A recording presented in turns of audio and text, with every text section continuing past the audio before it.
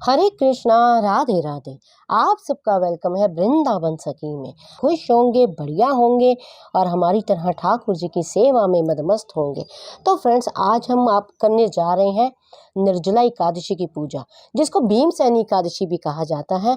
तो निर्जला एकादशी की पूजा किस प्रकार करनी है? सर्वप्रथम आपको लकड़ी की चौकी लेनी है और चौकी के ऊपर बिछाना है पीले रंग का कपड़ा। तो अगर आपके पास लक्ष्मी नारायण की कोई मूर्ति है, नारायण भगवान की मूर्ति है, तो आप वो ले सकते हैं, या आपके पास शालिग्राम है तो शालिग्राम जी भी ले सकते हैं। अगर आपके घर में लड्डू गोपाल है तो लड्डू गोपाल जी भी ले सकते हैं। अगर मान लीजिए उनमें से कुछ भी नहीं है तो इस तरह जिस तरह मैंने तस्वीर लगाई है, इस तरह आप नारायण भगवान की तस्वीर भी ले सकते हैं। तो सबसे पहले नारायण भगवान को तस्वीर रख रहे हैं तो उनको तिलों का आसन हम इस प्रकार से देंगे। तो देखिए, इस तरह से मैं पीतल का, ये देखिए पीतल का कलश लूंगी और इसको मैंने कंठ तक मैंने भर लिया है कलश को। और इसके बीच में हम डालेंगे एक तो हल्दी की गांठ, दूसरा सिक्का और एक लौंग, इलायची और सुपारी। फिर हम इसमें डालेंगे जो पंचपत्र पल्लव होते हैं, वो भी ले सकते हैं आप। आम के पत्ते भी ले सकते हैं या अशोका के पत्ते भी ले सकते हैं। तो इस तरह से आप 5, 7 या 11 जितना आपका बड़ा कलश हो उसके अकॉर्डिंग ही आप इसके ऊपर हम ये लगा देंगे ढक्कन। कलश को यहाँ देंगे आसन। तो देखिए, अब कलश को हम यहाँ स्थापित करेंगे इस तरह से। गणेश भगवान जी को विराजमान। तो देखिए, गणेश जी की मैंने पहले पंचामृत से स्नान गणेश जी को करवा दिया है।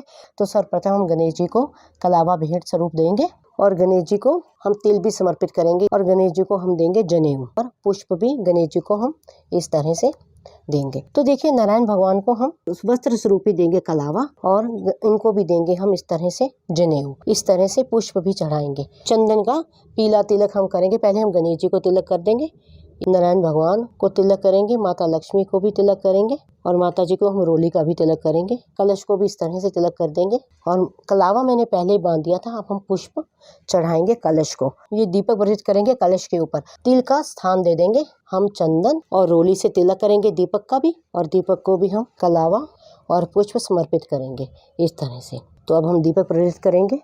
तो जो निर्जला एकादशी होती है, ये सब एकादशियों की राजा एकादशी कही जाती है, यानी सबसे एकादशियों में सबसे बड़ी एकादशी होती है निर्जला एकादशी। और इसकी पूजा का बहुत ही विशेष महत्व है और बहुत ही ज़्यादा इसकी मान्यता है। तो देखिए, इसमें जो प्रसाद स्वरूप चढ़ाया जाता है ऋतु फल।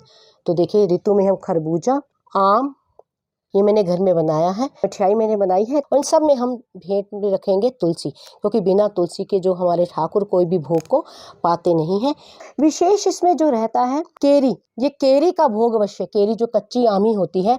तो निर्जला एकादशी पे केरी का जो भोग विशेष लगता है, तो हम ठाकुर जी को केरी का भोग देंगे। इस तरह से आपको एक मिट्टी की मटका, या आप सोचिए छोटी मटकी, जितना आपका समर्थ हो, जितना बड़ा आप ले सकें, इस प्रकार आपने मिट्टी की एक कुज्जी या मटका लेना है और उसके अंदर आपने देखिए जिस तरह से मैंने शरबत बना रखा है, उसको शरबत से आपने भरना है।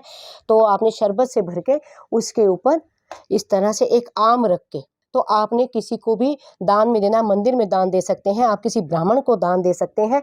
तो इस तरह से आपने दान देना है। जितना भी आप समर्थ हो, आप जैसे खरबूजा, तरबूजा, आम, शरबत। अगर मान लीजिए आपके पास शरबत आप नहीं दे सकते हैं, तो एक मिट्टी की आप मटकी ले लीजिए, उसके अंदर आप पानी भर के उसके अंदर थोड़ी सी आप चीनी डाल के भी आप दान दे सकते हैं।